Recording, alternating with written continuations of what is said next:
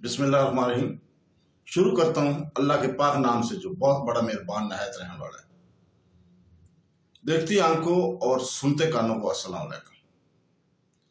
بہنوں، بھائیوں، دوستوں اور بزرگوں، اسلامی اسکالرز اور صوفیہ کرام کی سلسلہ وار اس قسط میں ہم آج قطب الدین حیدر کی سوانحیات اور ان کے مزار کی تاریخ کو بیان کر رہے ہیں۔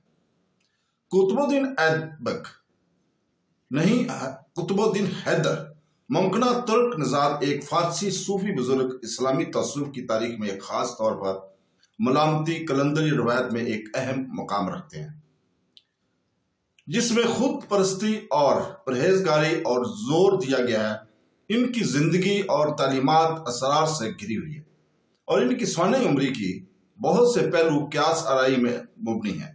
پھر بھی ان کا روحانی اثر خاص طور پر خراسان میں صدیوں سے برقرار ہے۔ قزوینی کی تحریر کردہ تاریخی گزیدہ سمیت تاریخی حوالوں کے مطابق حیدر وسط ایشیا میں منگول حملوں کا ہم اثر تھا، خاص طور پر 1220 عیسوی کے ہنگامہ خیز دور میں، اور عام طور پر یہ خیال کیا جاتا ہے کہ ان کا انتقال 1221 عیسوی یا 618 ہجری میں ہوا۔ ان کی موت منگول حملوں کے عروج کے ساتھ ہوئی، جو عالم اسلام کے لیے ایک بڑی ہلچل کا لمحہ تھا، اور انہوں نے خطے میں تصوف کے پھیلاؤ میں ان کے ذاتی شراکت کے خاتمے کا نشان لگایا۔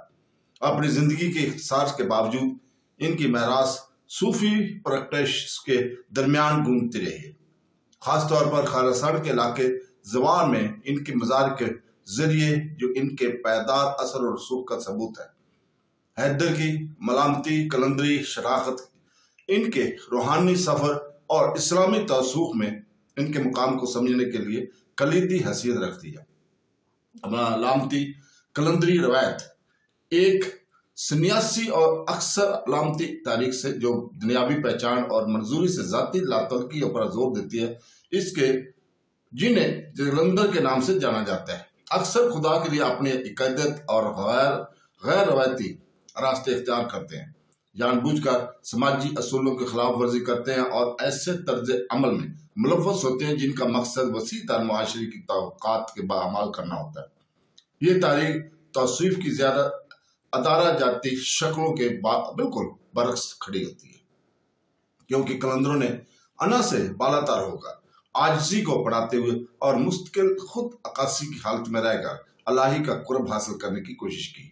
حیدر اپنے سادگی پسند طرز زندگی کے ساتھ اس تاریخ میں ایک سرکردہ شخصیت ہے، اور خیال کیا جاتا ہے کہ انہوں نے اپنی تپش سے روحانی نظم و ضبط اور دنیاوی پہچان کو مسترد کر کے ملامتی کلندری آئیڈیل کو مجسم کیا ہے۔ حیدر کی زندگی اور روحانی طریقوں میں سے ایک قابل ذکر پہلو بھنگ کے استعمال کے ساتھ ان کی وابستگی ہے، جو ان کی زندگی کے دوران بعض صوفی حلقوں کے مذہبی اور صوفیانہ طریقوں میں شامل ہونا شروع ہو گیا تھا۔ گو کہ بھنگ جیسی نشہ آور اشیاء کے استعمال تمام اسلامی روایت سے عالمی طور پر قبول نہیں کیا گیا تھا۔ کچھ صوفی گروپوں کا خیال تھا کہ اس طرح کے مادے انا کی بالادستی میں مدد کرتے ہوئے الہی سے گہرے تعلق کو آسان بنا سکتے ہیں۔ اسی تناظر میں سے کہ حیدر کی زندگی کو اسلام کی صوفیانہ طریقوں میں بھنگ کے انضمام کی تاریخ میں اہم دیکھا جا سکتا ہے۔ اس وقت کے تاریخی ریکارڈ بتاتے ہیں کہ بھنگ صوفی عارفان میں روحانی بلندی کے ایک ذریعہ کے طور پر تیزی سے مقبول ہوئی جاتی رہی، اور حیدر کے اہم اثروں نے اس کے استعمال کو بیداری یا صوفیانی تجربے کی اعلیٰ حالت کے اصول کے لیے ایک اعلیٰ سمجھا ہوا ہے۔ یہ نوٹ کرنا ضروری ہے کہ جبکہ مرکزی دھارے کے اسلامی قانون میں نشہ آور اشیاء کے استعمال کی بڑے پیمانے پر مذمت کی گئی ہے، بعض صوفی روایت میں اس سے نفس کی رکاوٹوں کو توڑنے اور الہی سے جڑنے کے ذریعے کے طور پر بھی دیکھا جاتا ہے۔ حیدر کی زندگی اور تعلیمات کا منگول حملوں کی وسیع تر تاریخی تناظر میں بھی گہرا تعلق 13ویں صدی جس کی دوران حیدر رہتے تھے۔ اسلامی دنیا کے لیے یہ بے پناہ خلل کا وقت تھا۔ منگول حملوں کے نتیجے میں وسطی ایشیا کے بہت سے نمایاں شہروں کے زوال ہوا، جن میں فارسی اور خراسانی ثقافت کے عظیم مراکز بھی شامل تھے، جو فکری اور روحانی سرگرمیوں کے مرکز تھے۔ جیسا کہ منگولوں نے इस खत्ते को तबाह किया। बहुत से सूफी अहकामात और सूफी को नई सियासी और समाजी खलीकों के मुताबिक ढालने पर मजबूर किया गया। 1221 में हैदर की मौत इस तबाही के अरूज के साथ हुई और इनके इंतकाल ने खरासान में सूफी रवायात के एक खास दौर का खात्मा किया। इसके बावजूद कि इनकी तालीमात और तर्ज अमल इन लोगों पर असर अंदाज होते रहते हैं जिन्हें उन्होंने इस्लाम की तौसीफ और रवायत में अपना ली, यहाँ तक कि जब इनके इर्द गिर्द की दुनिया मंगोल हमलों से नई शक्ल अख्तियार कर रही थी। ज़वा खरसान में कुतुबुद्दीन हैदर का मज़ार ज़ियारत और रूहानी अक्कासी की एक अहम मकामात के तौर पर खड़ा है। वक्त गुजरने और खत्ते के बदलते हुए सियासी मंजरनामे के बावजूद हैदर का मज़ार इन लोगों के लिए एक मरकज बना हुआ है जो इर्स के रूहानी मिरास से जुड़ना जानते हैं। ज़ाहिरीन ने न सिर्फ हैदर की याद की तज़ीम के लिए मज़ार पर जाते हैं बल्कि अपने रूहानी सफ़र में तसल्ली और रहनुमाई हासिल करने के लिए भी आते जाते हैं। ये मज़ार बनूनी चैलेंजों के मुकाबले में सूफी रवायत की तसलसल की नुमाइंदगी करता है और जो मुसीबत के वक्त रूहानी तरीकों की लचक की याद दिलाने के तौर पर काम करता है। ये साइट एक ऐसी जगह बन गई है जहाँ हैदर की तालीमात को अब भी महसूस किया जा सकता है और जहाँ लोग इनकसारी, आजिज़ी और खुद गर्जी पर गौर करने के लिए जो इनकी जिंदगी की खुसूसियत थी। ज़वा में हैदर का मज़ार सलामती कलंदरी रवायत की तारीख के साथ साथ खरासान में तौसूफ की वसी तर तारीख को महफूज करने में अपने किरदार के लिए अहम है।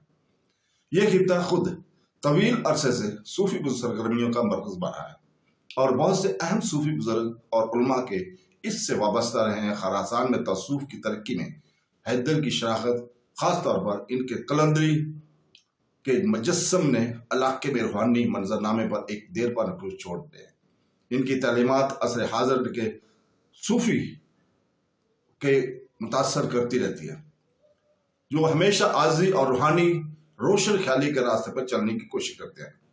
कुतुबुद्दीन हैदर इब्तदाई इस्लामी तौसीफ की तरक्की में एक अहम शख्सियत है, खासतौर पर मलामती कलंदरी रवायत में इनके जिंदगी जिसने इस्लामी रवायत में एक बड़े अटल पतल का दौर में महित था, बैरूनी चैलेंजों के मुकाबले में सूफी रवायात के लचक की अक्कासी करता है। रूहानी रोशन ख्याली के एक आले के तौर पर भी भंग के इस्तेमाल के साथ इनकी जिंदगी वाबस्तगी इनके साथ थी।